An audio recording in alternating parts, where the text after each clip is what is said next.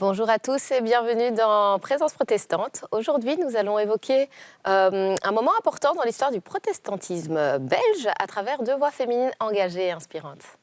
Avec nous également Isabelle de Tavernier, pasteur à l'église du Podanique de Bruxelles, donc élue à la tête de l'Assemblée synodale de l'Église protestante unie de Belgique, une élection historique mais surtout une étape significative pour l'Église protestante belge.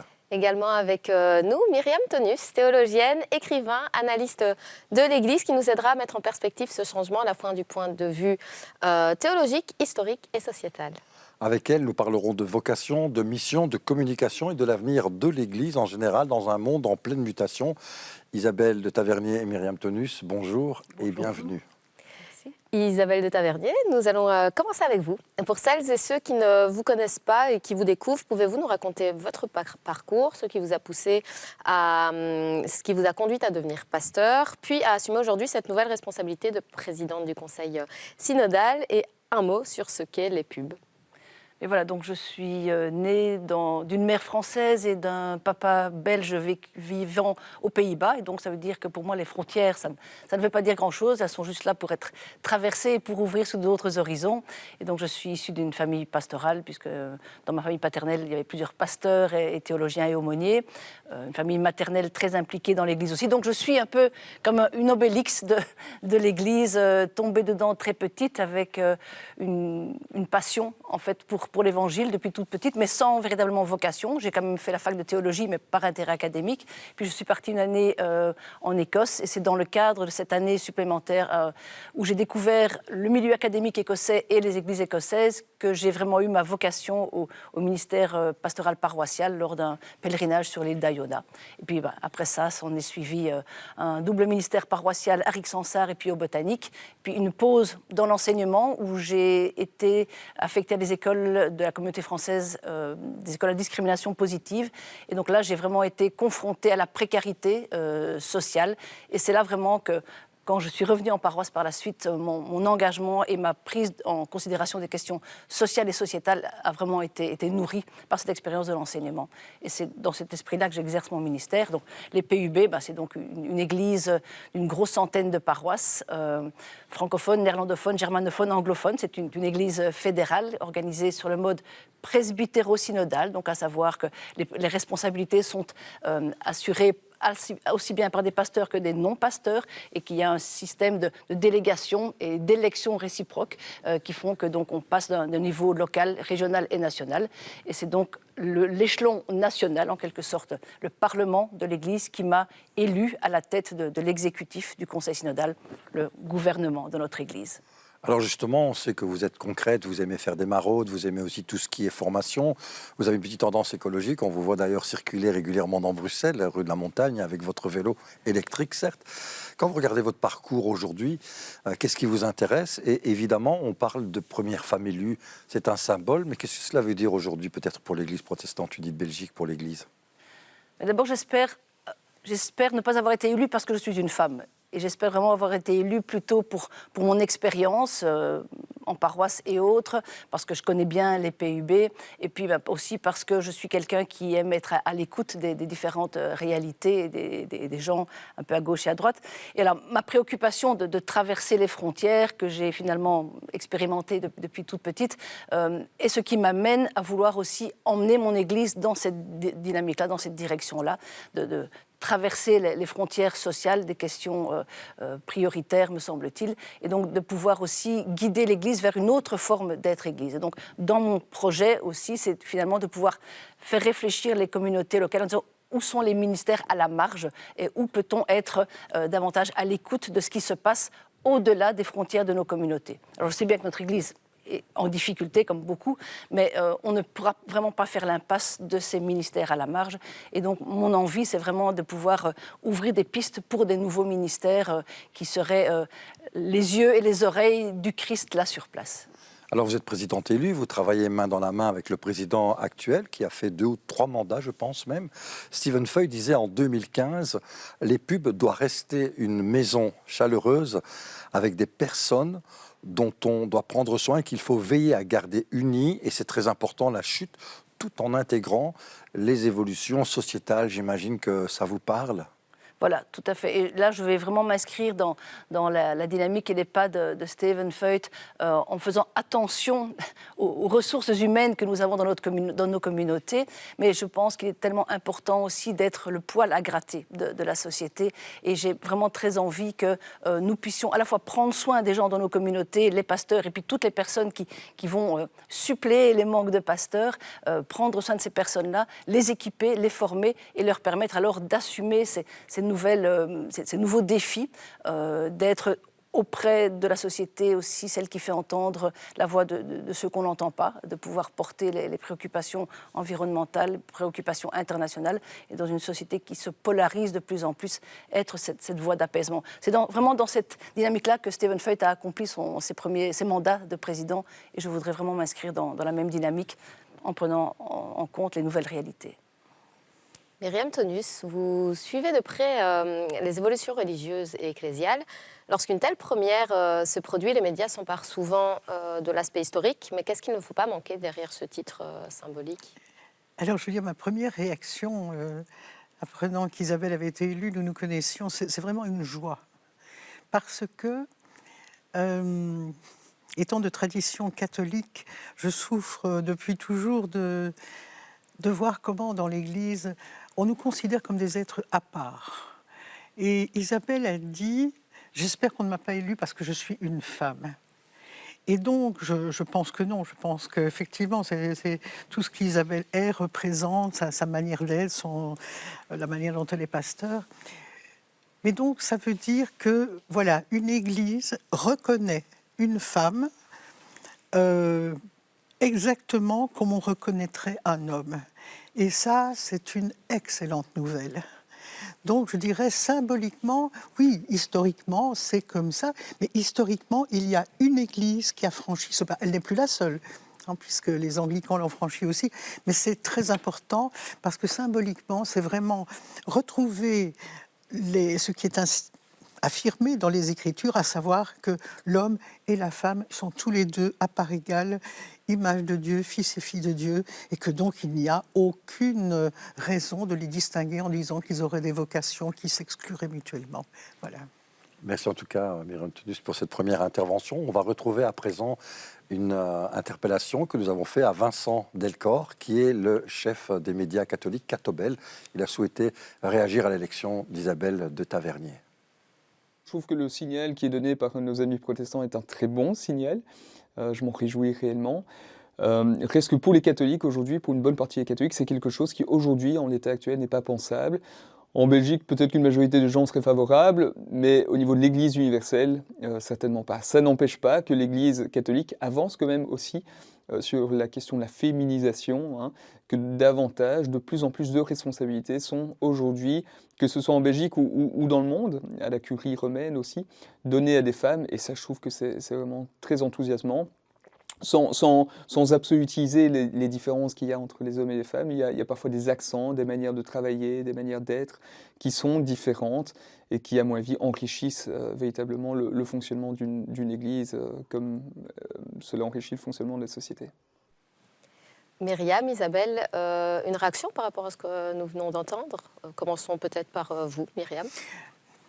Moi, je retrouve ce qui est l'essentiel du discours catholique, c'est-à-dire qui se veut ouvert. C'est quand même difficile aujourd'hui de ne pas l'être, mais qui en même temps continue de marquer une différence sans la nommer. Je veux dire par là, ce qui cale dans l'Église catholique et qui ne coince plus dans l'Église protestante, c'est qu'il n'y a pas une définition ontologique de la femme, une représentation de la femme qui aurait une vocation une vocation divine, et qui fait qu'elle serait automatiquement, comme disait le pape Jean-Paul II, elles sont tellement meilleures que les hommes. Elles ont un génie propre. Pourquoi veulent-elles des fonctions ? Ce qu'elles ont, elles sont tellement mieux. Enfin voilà, c'est ce que j'appelle la théorie du trop belle pour ça. Et ça, je ne peux pas, parce que c'est vrai que l'Église catholique a confié quelques fonctions, je dirais, administratives. Et bien sûr, il faut saluer chaque fois qu'on fait un pas. Mais je faisais quand même remarquer dans une intervention que je faisais ce matin sur le sujet, qu'elles sont déléguées épiscopales. Et délégué épiscopal, ça veut dire qu'il y a l'évêque qui est là et qui est un prêtre et qui a été sacré, parce que la question de la sacralisation est centrale au cœur du catholicisme. Et ils sont le délégué, qui, elle, n'est absolument pas sacrée, qui n'est pas ordonnée pour ça, à qui on fait confiance, on est bien d'accord. Donc il y a vraiment tout cet impensé de sacralisation. D'ailleurs, on parle de sacerdoce, et le sacerdoce, ça renvoie à un terme de l'Ancien Testament, évidemment. On voudrait mieux parler de ministère presbytéral, mais ça, c'est quelque chose qui n'est absolument même plus interrogé dans l'Église catholique, de dire être pasteur, mais voilà, c'est une fonction particulière, évidemment, qui est liée à la foi, qui est liée à Dieu, on est absolument d'accord là-dessus, mais pour autant, je pense qu'Isabelle ne compte pas nécessairement être pasteur jusqu'à ce que mort s'en suive, ou 88 ans, etc. Non, elle reste qui elle est. Simplement, évidemment, elle a reçu la prière qui demande que l'Esprit l'accompagne. Mais ça, c'est quelque chose qu'on ne parvient pas à faire percoler dans l'Église catholique. Le prêtre ou le diacre reste une personne à part. Et il est profondément changé à partir du moment où on lui impose les mains. Et donc, voilà, c'est à cause de ça qu'une femme ne peut jamais devenir prêtre. Alors avec des justificatifs qui sont brinque-ballants, dire mais oui, mais Jésus était un homme, oui certes, mais enfin, alors il avait 12 apôtres, moi je dis toujours juifs, circoncis, mariés et analphabètes, il faudrait 12 cardinaux, juifs, circoncis, analphabètes. Si on prend les choses comme ça, on peut y aller, Voilà. Mais en tout cas, je trouve que c'est un signal très fort aussi pour l'Église, pour les autres Églises, et singulièrement l'Église catholique, qui se trouve maintenant en étau entre une présidente de l'Église protestante unie et une archevêque de l'Église anglicane. Et vous, Isabelle, que pensez-vous? Une réaction par rapport à ce qui vient d'être dit ici et par rapport à... Voilà, je ne peux que mettre mes pas aussi dans ceux de Myriam par rapport à cette définition aussi du ministère. Et donc, c'est clair que nous avons des mandats, nous avons des fonctions. Et voilà, la réaction de Vincent Delcor, je l'entends bien, mais il est vrai que moi, je tique toujours un petit peu sur le fait de parler d'enrichissement. Comme si, finalement, nous allions, en tant que femmes, apporter quelque chose en plus à ce qui est déjà là. Mais non. C'est comme avec les jeunes, c'est comme avec l'inter et multiculturalité, c'est déjà là. Et donc, c'est quand même parfois un petit peu délicat de parler d'enrichissement, même si c'est vrai, mais de rajouter cela comme si nous apportions quelque chose d'autre ou de nouveau. Non, le potentiel, il est là, il faut juste donner l'occasion au potentiel d'être libéré. Et donc, voilà, moi... ça a été verrouillé chez nous par le pape Jean-Paul II, qui en 1995 a dit que non, les femmes avaient du génie particulier, une vocation particulière, et que donc, on n'avait plus à revenir là-dessus. Il a érigé ça presque en vérité révélée. Myriam, vous qui observez les églises, comment percevez-vous aujourd'hui l'évolution de la place des femmes dans le christianisme? Vous avez d'ailleurs écrit à ce sujet dans votre livre « Quand les hommes font parler Dieu à propos des femmes » aux éditions L'Harmattan. C'est ça, bien ça? Écoutez, ce livre, il a été écrit il y a presque 25 ans. Et quand je me pose la question de dire, tiens, est-ce que si je devais en faire une réédition, qu'est-ce que je changerais? Eh bien, je suis mais vraiment sincèrement consternée de constater que je n'aurais rien à changer. Pas une virgule. J'aurais juste 4 pages à rajouter, 2 pour le pape François et déjà encore 1,5 pour le pape Léon XIV, qui a déjà dit dans le livre qui va paraître, qui est paru en espagnol, mais dans lequel il affirme que non, il ne changera rien non plus. Autrement dit, en 25 ans, la place des femmes et leur discours, leurs paroles a pris une place très importante dans la société civile, dans la société en général, partout dans le monde. Moi, je pense aux femmes iraniennes, par exemple, qui brisent des tabous, le mouvement Femmes, Vie, Liberté. Mais dans l'Église catholique, rien ne change, rien ne bouge. Et comme je disais, ça reste une question d'espérance, cette vertu qu'on doit commencer à cultiver quand il n'y a plus rien à espérer. Alors, Isabelle de Tavernier, vous êtes présidente élue de l'Église protestante unie de Belgique. Votre élection, elle intervient à un moment particulier où les églises, toutes les confessions confondues, se retrouvent évidemment parfois à la croisée des chemins, cherchent leur place dans une société qui est de plus en plus pluraliste. Qu'est-ce qu'il y a, selon vous, qui va arriver sur votre chemin au niveau des défis auxquels vous allez devoir répondre? J'imagine qu'ils sont nombreux, variés. Mais oui, voilà, ils sont nombreux et variés, avec des défis à la fois à l'interne, parce que voilà, il faut quand même prendre acte du fait que nous sommes aussi dans une situation de pénurie de vocation pastorale. Prendre acte, puisque donc il y a une vocation de pasteur, eh bien nous devons compter sur les membres des communautés pour assumer ces responsabilités. Donc un défi donc, de pallier les vocations, mais de former ces personnes qui acceptent de prendre des responsabilités. Si on leur dit, voilà, nous comptons sur toi, tu as le trésor de l'Évangile à partager, nous ne pouvons pas épuiser ces personnes sans leur donner les ressources et les capacités et les compétences pour exercer ces responsabilités. Donc de ce point de vue-là, c'est un deuxième défi. Bon, il y a évidemment tout le défi de la jeunesse qui est là et qui a tellement de choses à nous apprendre sur la manière de vivre aujourd'hui, et puis dont il faut prendre soin aussi, parce qu'on sent une peur tellement importante dans nos jeunes face à l'avenir et face aux mutations de société. Et puis finalement, de nouveau, mon défi en interne, c'est d'arriver à mobiliser les communautés et les assemblées du district régional pour oser le pas vers des nouvelles formes de ministères aux marges, comme je disais tout à l'heure.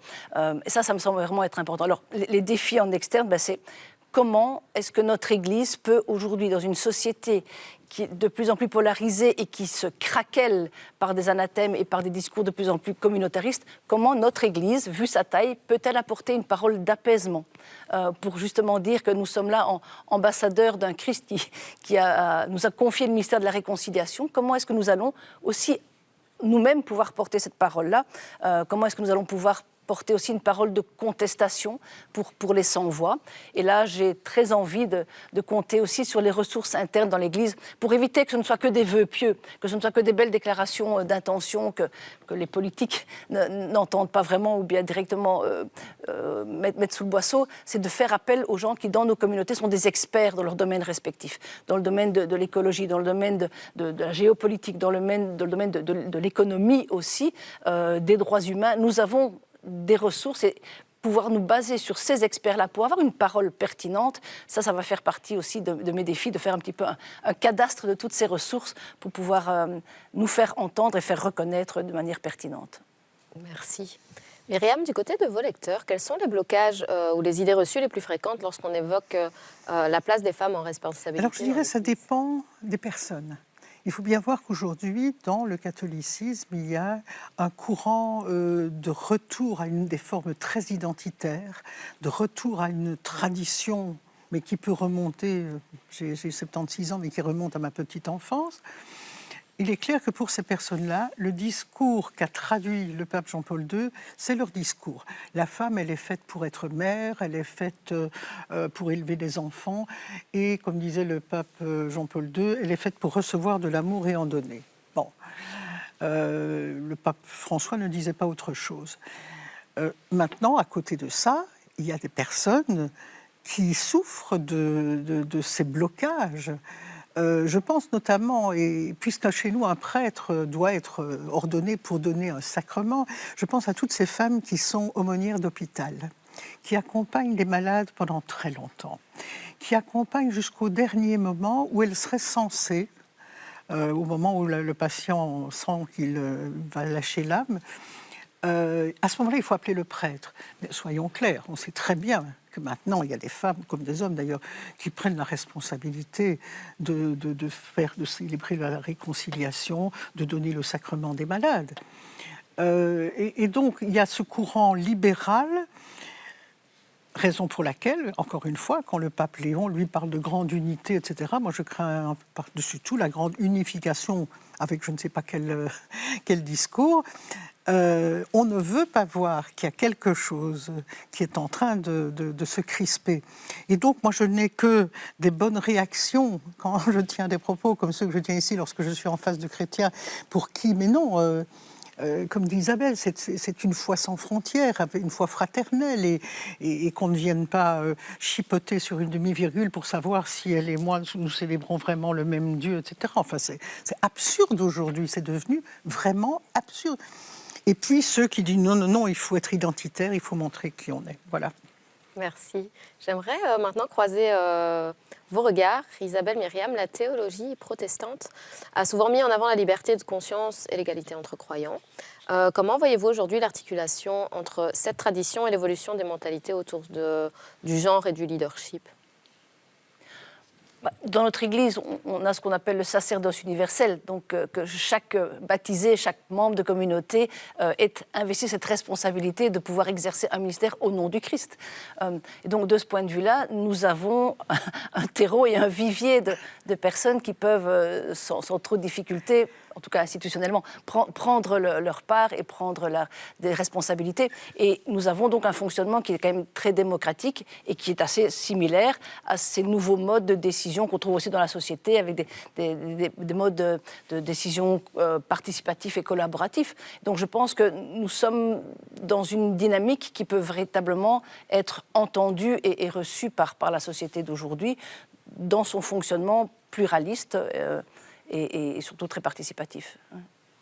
Je pense que sur les racines, il n'y a pas de doute. Nous avons les mêmes racines. Et on dira aussi, mais oui, tous les catholiques sont aussi investis de cette fonction. Mais ça cale au niveau institutionnel. Isabelle vient d'expliquer, une communauté protestante, c'est une communauté participative, dans laquelle il y a débat, dans laquelle il y a élection. On continue, l'Église catholique continue à dire et à écrire qu'elle n'est pas une société humaine comme les autres. Donc, en s'extrayant du fonctionnement habituel d'une institution avec à la fois ses dérives et ses richesses, on est dans un autre ordre et on ne peut plus rien dire. Si l'Église n'est pas une société humaine comme les autres, si elle n'est pas une démocratie, ce qui est rappelé à chaque élection de pape, etc., c'est fini, on ne peut plus discuter.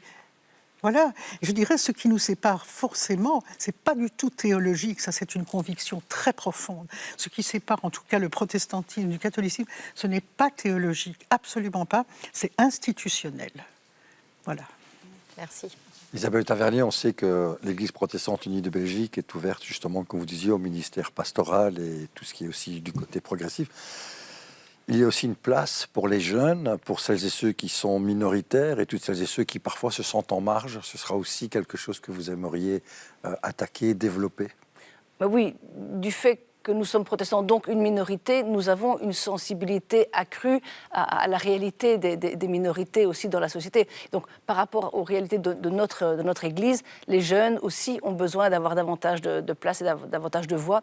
La grosse difficulté, c'est comment est-ce que nos paroisses un peu anciennes, comment accepteront-elles de se laisser bousculer par ces nouvelles attentes et ces nouveaux besoins des jeunes. Et qui, s'ils ne sont plus dans nos communautés, c'est parce qu'ils ne sont pas écoutés.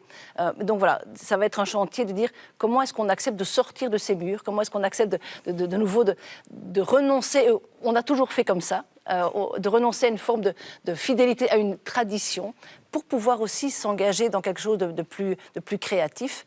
Je pense aussi... ça avance grâce aussi un peu au leadership des femmes qui est quand même un peu plus marqué dans notre Église. Voilà, il y a des femmes pasteurs. Bon, maintenant, je suis à la présidence. Nos assemblées régionales, les districts, il y en a 2 dans notre Église qui sont aussi présidées par des femmes, des groupes de travail, des commissions. Donc, je pense que toutes ces sensibilités vont aussi aider à ce que notre Église soit de plus en plus attentive à ça et puisse promouvoir un discours qui englobe et qui fasse entendre ceux qu'on n'entend pas. Merci en tout cas pour ces réactions. Il y a tout un programme. Rapidement, votre priorité absolue, s'il y en a vécu, ce serait quoi pour l'Église protestante unie de Belgique demain ? Moi, dans mes premiers pas de présidente, ce sera d'aller au contact des communautés locales et des assemblées régionales, d'aller célébrer avec les gens pour voir quels sont leurs sujets de reconnaissance, leurs sujets de réjouissance, quelles sont leurs appréhensions et comment ensemble nous pouvons rendre grâce pour ce trésor de l'Évangile que nous avons reçu et dont nous devons absolument partager l'essence, vraiment. Isabelle de Tavernier, Vincent Delcor souhaitait vous interpeller par une question. On la découvre de suite. Alors une petite question que j'aimerais vous poser, c'est par rapport à la question du dialogue œcuménique, qui est vraiment, je crois, un enjeu important auquel on est tous attachés. Mais concrètement, quel serait le petit pas, les quelques petits pas qu'on pourrait faire pour avancer un petit peu plus loin ? Quelles seraient, d'après vous, les priorités de ce dialogue ? Et est-ce qu'on doit rester au stade du dialogue ou est-ce qu'une forme de rapprochement un jour est imaginable ? La question du rapprochement, voilà, c'est la question des institutions. Et là, c'est, je crois, un peu illusoire, mais si on peut faire l'impasse là-dessus et se dire c'est pas les institutions qui sont les plus importantes, mais c'est ce qui se vit et la manière dont nous pouvons continuer à vivre. Enfin, entre réformés et luthériens, on parle d'un consensus différencié. Hein. Donc de pouvoir se mettre d'accord sur l'essentiel et prendre acte que les divergences, elles sont là et elles sont nécessaires pour donner vie aussi à ce qui existe comme diversité, comme pluralité. Donc, moi, je n'ai pas spécialement besoin de rapprochement, je n'ai absolument pas, enfin, en tout cas pas institutionnel. J'ai besoin d'une reconnaissance et j'ai besoin d'un cheminement commun. Mais j'ai envie de dire que ça se vit quand même, en tout cas à la base. À la base, ça se vit de manière tellement plus naturelle qu'au niveau des institutions et qu'au niveau des instances, que voilà, les choses vont évoluer. Moi, je n'attends pas un rapprochement, je n'attends pas cela. C'est pas ça l'enjeu. L'enjeu, c'est comment est-ce que nous pouvons être ensemble sur le même chemin pour faire advenir ce royaume, parce que c'était quand même ça que le Christ prêchait. Il a prêché le royaume, puis c'est l'Église qui est arrivée, mais bon, ce qui compte, c'est quand même le royaume. Merci à toutes les deux pour vos réponses passionnantes. Avant de nous quitter, une question pour vous, Myriam, Oui. brièvement. Quel appel feriez-vous aux médias et à la société pour accompagner ce type de changement dans l'Église avec justesse et discernement? Mais écoutez, j'ai la chance de produire bénévolement 3 émissions sur RCF Sud Belgique Namur. Et c'est un projet magnifique parce que nous sommes une radio officiellement chrétienne, hein, RCF, mais en même temps, on s'est dit, on veut être très proche des gens. On veut apporter quelque chose, je dirais presque une saveur d'évangile, mais sans faire de la catéchèse. Et donc, je pense que quand des médias, le vôtre, par exemple, ici, en ce moment, alors on dira oui, c'est une émission confessionnelle, mais montre qu'on peut dialoguer, qu'on a tellement de choses en commun. Lorsque on fait une émission et qu'on montre qu'il y a encore des raisons d'espérer. Quand on est dans une radio chrétienne, moi je reçois dans mes entretiens des personnes de toute confession, y compris francs-maçonnes. Et voilà, on se rend compte que l'humanité, c'est pas, la frontière ne passe pas entre ceux qui sont chrétiens et ceux qui sont protestants ou autre chose, ça passe entre ceux qui aiment l'humain, qui ont une foi, une espérance. Voilà, et ça n'est pas propre à qui que ce soit. Merci. Merci en tout cas à toutes les deux pour votre intervention. Ce sera le mot de la fin. À très bientôt pour une autre édition de votre émission Présence protestante. Vous pouvez nous retrouver sur ovio.be ou sur le site mediaprotestant.be. À très bientôt pour une autre émission. Au revoir. Au revoir. Au revoir.